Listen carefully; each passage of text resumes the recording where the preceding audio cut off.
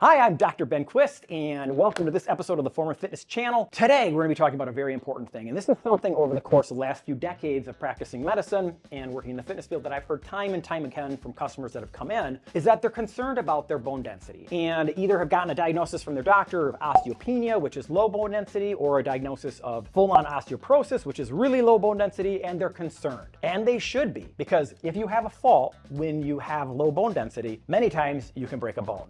And once you break a bone, then you get bedridden, then you get pneumonia, and then you die. Unclaimed corpse! So anyways, very important to have strong bones. And many of the suggestions that people might get as far as what they should do to fix that issue are not great. So I always hear this, take in more calcium. What about my calcium? Unfortunately, most of the research on calcium has been not so hot. It doesn't seem to help that much with individuals and fracture rate. Then there's the drugs that you can use, which are kind of scary and also have been kind of questionable. So is there anything that we have that you can do to help with your bone density? And there is. The number one thing that research has shown that helps with bone density is totally under our control, and that is strength training. And we're going to be talking about that today. Stay tuned as we go over the three main strategies that I use with my patients and clients over the years that have kept their bones strong.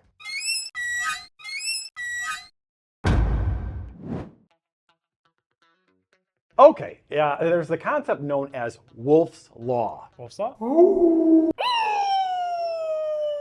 So Wolff's Law was a medical kind of principle that was developed by a German physician, surgeon / anatomist named Julius Wolff. I know, that's a great name. Why can't my name be cool like that? But anyways, what Mr. Wolff kind of said is that bones will adapt to whatever stresses or forces upon them. So if you're putting more stress and more force through your bones, they will adapt and they will get stronger and they will get firmer, harder, more dense. You get the picture. If you put less load on the bones will get weaker, more diffuse, and less dense. So naturally, as we age, typically we aren't doing as much physical activity. Normally our strength starts to decrease as we age. So the cards are kind of stacked against us. And strength training is really one of the best tools in the toolbox to number one, get our muscles stronger and stop some of that age-related sarcopenia, but B, at the same exact time, get those bones as strong and healthy as we can. So it makes sense, Rock, right? With Wolff's Law, like an astronaut is gonna have really bad bones, right? Because they're getting no bone loading. But then a high-level athlete that does lots of jumping and running and sprinting and weightlifting, those people typically have extremely dense bones. Let's go over the three things that I've been doing with my patients and clients over the decades that I have found some really good success with. A, increasing their bone density, or at the very least, maintaining it where it's at.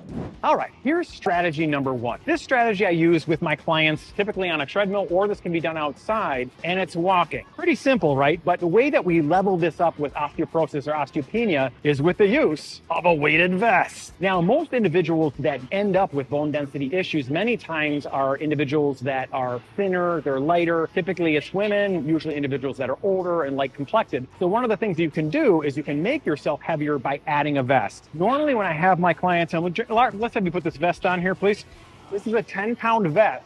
But many of the vests that you can get have the ability to go from like 1 pound up to 10 pounds or 1 pound up to 20 pounds. So they have little incremental changes you can make. And those are kind of nice because you can start off at a little bit of a lighter weighted vest and then move yourself up as you can tolerate it. And it works absolutely great because the main areas that people typically have some issues with osteoporosis are in the lumbar spine, in the pelvis, and the legs and femurs.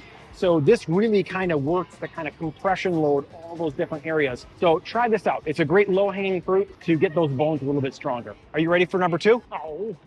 All right, strategy number two is jumping. So this one sounds a little bit more scary than walking on a treadmill with a weighted vest, right? And it is. So one caveat before implementing something like this is typically if you're going to utilize this strategy, you want to make sure that your knees and your hips have no significant injuries. So someone who has bad osteoarthritis or even joint replacement, this probably wouldn't be the right strategy for you. But as I was doing this morning with a 78-year-old man, I was having him jump and he did just fine with it. So when you work jumping, there's different levels of what you can do. So normally I have people start by lessening the amount of load going through the bones by jumping on a foam mat.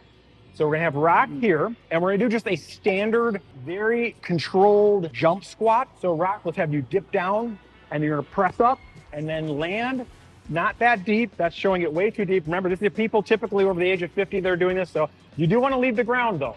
So we're leaving the ground slightly, we're on the mat, So that's like level 1. So he actually is going airborne with this, right? Great exercise for the legs and things of that nature, but also really loading through the bones. Level 2 would be jumping on a harder surface, like our track here. You know, you could even take this to the point of jumping on, let's say, like concrete or something like that. Again, the caveat that making sure that you have no pain in your knees and hips and that you're entirely controlling the motion. And then one other exercise that many people forget about is jump roping. So jump roping is another absolutely great way. You know, you can bring this exercise that you used to do as a kid back into your repertoire. Obviously, Rock is jumping rope really fast and intensely here. It doesn't need to be fast. It can be whatever, but this is another phenomenal way to load through the body that many people forget about. So one other thing to note, if you're gonna be doing jump squats, you always wanna land with what I call ninja feet, meaning that you are landing where a really soft landing, where you are really controlling the landing and the descent of the motion. You do not wanna land like a clomping horse. Like, you do not want to land like that. If it sounds like that, this is not the right move for you.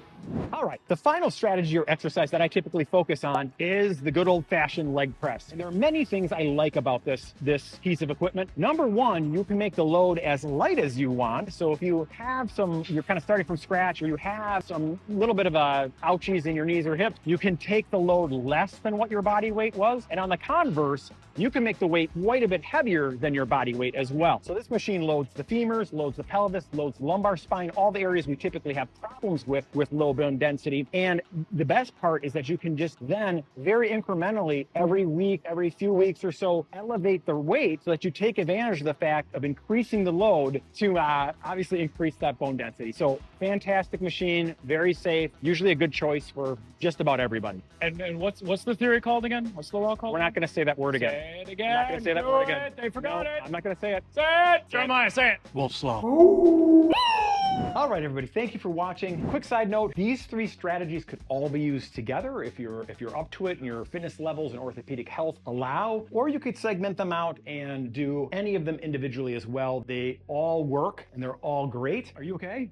No? Okay. So, and remember, the weighted vest with the walking, that could be done indoors. You don't have to be a gym member to do that type of exercising, and it's very, very effective. Remember, on that leg press, we are always elevating the weight and trying to increase the load as your body allows. And then obviously jump rope, jump squat, all that stuff could be done at home or in a gym. It could be put into your regular different strength training circuits that you already do. And who's the guy that came up with this? What Don't was the whole? just stop saying it. Say it. Don't say it. One more time. No. For me, please.